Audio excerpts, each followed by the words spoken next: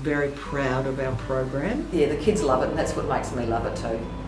I want them to have the confidence that they can do some basic things, they can grow some basic things, they can work collaboratively together, they can be respectful about other people's backgrounds and opinions, other people's abilities.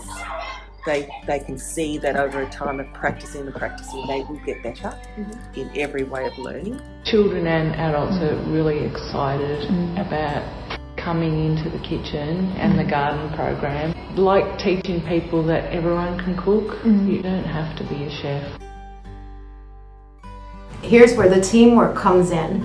Kids who aren't always involved in sports, they're not in that sort of team environment as much. Not everybody's into sports, but here's a place where everybody's on pretty equal footing. So what I found was, regardless of cultural background, everybody comes together over food. It's something that we're all interested in. It's something that's vital to our survival. It doesn't matter where you come from or what language you speak.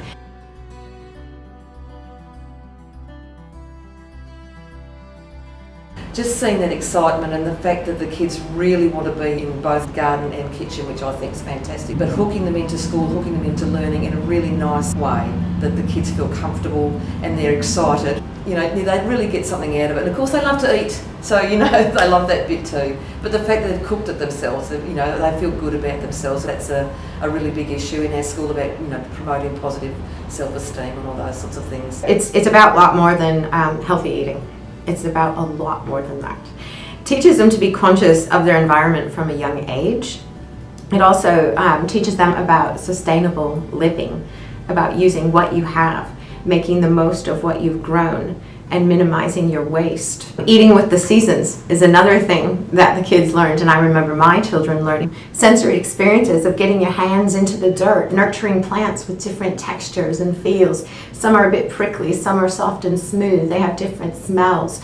A lot of children haven't had experience with that sort of thing, and nurturing living things and taking responsibility for those things. And that was something I saw develop in my own children. Seeing the kids develop in confidence, particularly in the kitchen, using sharp knives, being around hot things, I just think that's incredible. And the fact that a lot of them go home and talk about it and, you know, try to encourage their healthy eating at home.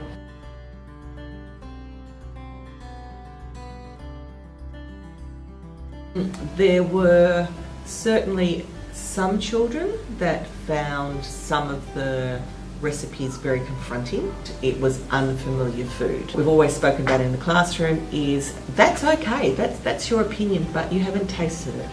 So let your mouth do the tasting. Close your eyes, put it in your mouth. What does your tongue tell you? What does your nose tell you? Do you like the texture? Do you like the flavour? It was all about, once again, being respectful, but also trusting that I wouldn't force them. But I was saying, let's not waste that, let's give it a go.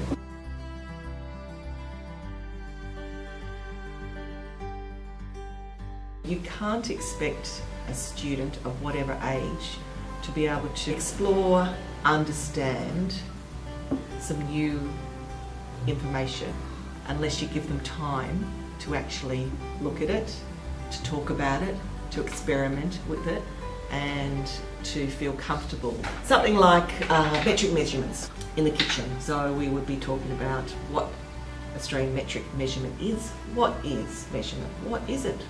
What do we measure? What do you know about measurement? So all of those draw out the conversation, and I'd have a whole selections of spoons and go, oh, what does that say? 1 teaspoon, okay, and I'd have a teaspoon, then I'd have a soup spoon. And so they could visually see at their age why you need an actual standard measurement system in a kitchen. One thing I did find was the reading skills, math skills. That's where you use those literacy skills and your math skills in those recipes. Because if you make a mistake with measuring, and I remember when I was volunteering, it can change the whole outcome. So it's working as a team to get that beautiful collective result, not in competition with each other.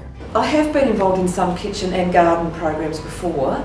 I found that they were quite disjointed from the general curriculum. They didn't always have a really nice whole feel to it, and not able to do, I mean, we did literacy, numeracy in there, but because we kind of make it very specific when we do it here with literacy and numeracy. So, they're a little bit disjointed, and I just find this more like a complete package. And the support, of course, adds to that complete package as well.